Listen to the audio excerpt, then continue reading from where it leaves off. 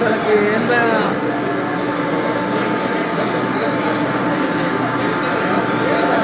అసలు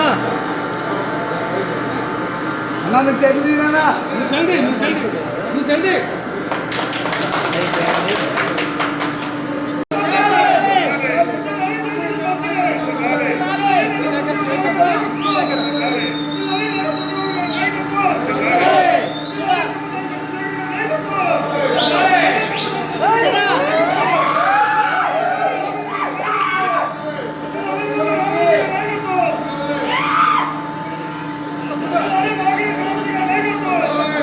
శేఖర్ గారు ఎక్కడో ఢిల్లీలో జరగాల్సినటువంటి ఒక సరసా ప్రాజెక్ట్ ని ఇక్కడికి తీసుకొని వచ్చి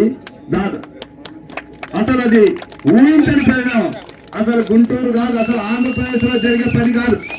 ఎక్కడెక్కడి నుంచో 400 పైగా స్టాల్స్ వచ్చి విపరీతంగా ఎక్కడెక్కడి నుంచో తయారైనటువంటి వస్తువులకి మార్గదర్శనం చూపితే మన నియోజకవర్గం నుంచి కూడా దాదాపుగా 3000 మంది మహిళలు వచ్చారు. మన నాయకులందరూ తీసుకొని వచ్చారు, వాళ్ళందరికి చూపించాం. అందులో ప్రతి ఒక్కరు అడుగుతున్నారు, మేము కూడా అలాంటి వస్తువులు తయారు చేస్తాం, మాకు కూడా అవకాశం ఇవ్వండి అని. కాబట్టి నేను ఇక్కడ ఉన్న మా సోదరులందరిని అడుగుతున్నా, మన ఇంట్లో ఉన్నటువంటి చెల్లి అక్క ఎవరో ఒకరిని మీరు ఖచ్చితంగా ఎంటర్‌ప్రెన్యూర్ వైపు ప్రోత్సహించండి.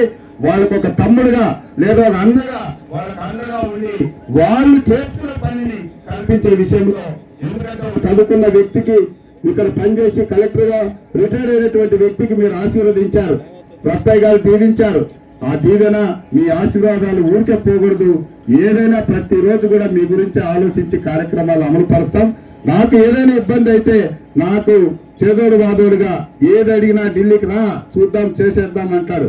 ఎందుకంటే ఆయనకు ఒక పెద్ద మిషనరీ ఉంది, దానికి సంబంధం ఏమి ప్రాబ్లం లేదు, డబ్బుల విషయంలో కంగారు లేదు. మీకేమైనా టికెట్ ప్రాబ్లం ఉంటే చెప్పు, ఇక్కడ బుక్ చేసేస్తానంటారు.